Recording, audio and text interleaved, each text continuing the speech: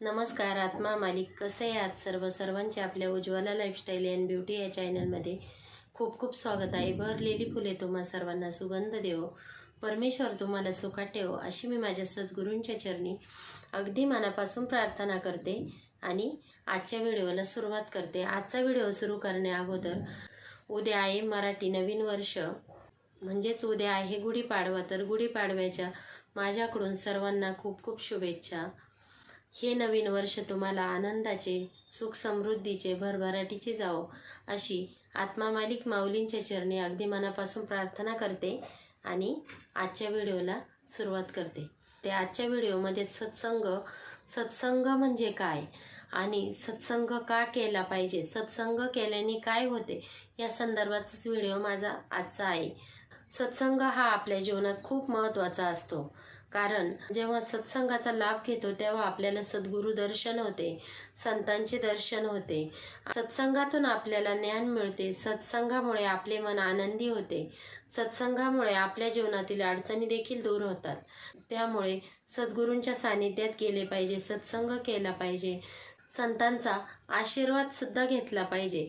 जसे की परिसाच्या स्पर्शाने जसे लोखंडाचे सोने होते, तसे संतांच्या स्पर्शाने देखील मनुष्याच्या जीवनाचे सोने झाल्याशिवाय राहत नाही। त्यासाठी महत्त्वाचा असतो तो म्हणजे सत्संग, संतांचा सहवास खूप महत्त्वाचा आहे। संतांच्या, साधूंच्या सहवासाने पापी माणसाचा देखील उद्धार होतो, मनुष्य हा संत पदाला जाऊन पोहोचतो। जर आपण संत दर्शन घेतले, जर आपण गुरूंच्या सानिध्यात गेलो, जर आपण नामस्मरण केले तर आपले दुःख, अडचणी, अज्ञान दूर होण्यास मदत होते आणि आपल्याला परमेश्वर भक्तीची ओढ देखील लागते। त्यासाठी नेहमी संतांच्या सहवासात गेले पाहिजे, कारण संत आपल्याला चांगले मार्गदर्शन करत असतात, चांगले ज्ञान प्राप्त करून देत असतात आणि परमेश्वराजवळ जाण्याचा मार्ग देखील संतच आपल्याला सांगत असतात। उदाहरणार्थ, रामदासांचा एक शिष्य भिक्षेसाठी गेला। जाताना रस्त्यात त्याला एक ब्राह्मण भेटला। ब्राह्मणाने रामदासांच्या शिष्याला सांगितलं, तू उद्या मरणार आहे।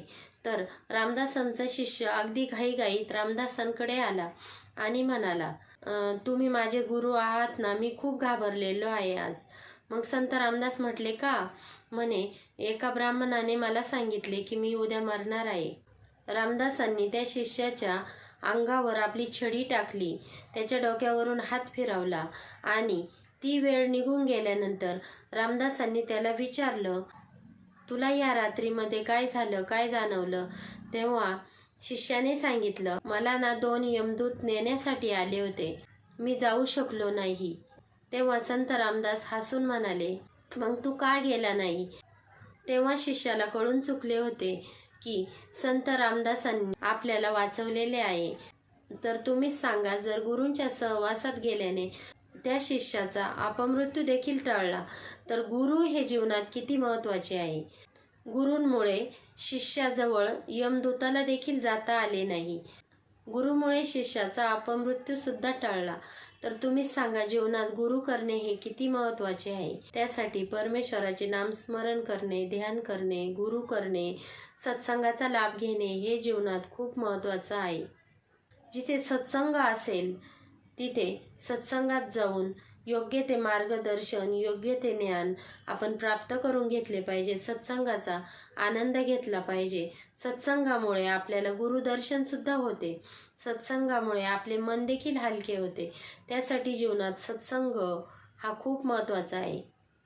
संतांच्या सहवासात गेल्याने संत हे पाप विरहित असतात आणि संतांचा आशीर्वाद हा आपल्या जीवनात आनंद आणू शकतो। संतांचा आशीर्वाद हा आपल्या जीवनात खूप महत्त्वाचा असतो। त्यासाठी संतांच्या सहवासात गेले पाहिजे, संतांचा, साधूंचा आशीर्वाद घेतला पाहिजे, साधू संतांचा आदर केला पाहिजे आणि साधू संतांनी सांगितलेले ज्ञान देखील आपण समजून घेतले पाहिजे। अर्थात म्हणजे संत सहवासातून परमेश्वराची ओळख होते।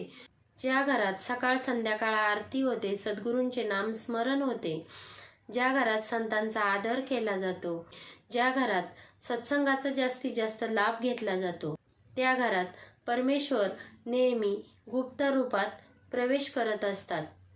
त्या घराला परमेश्वराचा आशीर्वाद देखील असतो। परमेश्वर हे संत रूपाने येऊन देखील आपल्याला दर्शन देत असतात. परमेश्वर हा तुमच्याकडे असलेल्या भाव आणि भक्तीचा भुकेला असतो. तर होता होईल तेवढे परमेश्वराचे नामस्मरण करा, ध्यान करा, चिंतन करा आणि सत्संगाचा लाभ नेहमी घेत चला. आणि आपल्या चॅनलवर जर कोणी नवीन आले असेल तर त्यांनी जास्तीत जास्त लाईक करावे, जास्तीत जास्त लोकांपर्यंत आपले व्हिडिओ शेअर देखील करावे आणि जास्तीत जास्त सबस्क्राईब पण करा. पुन्हा भेटू एक छानशा व्हिडिओ सोबत. तोपर्यंत सर्वांना आत्मा मालिक.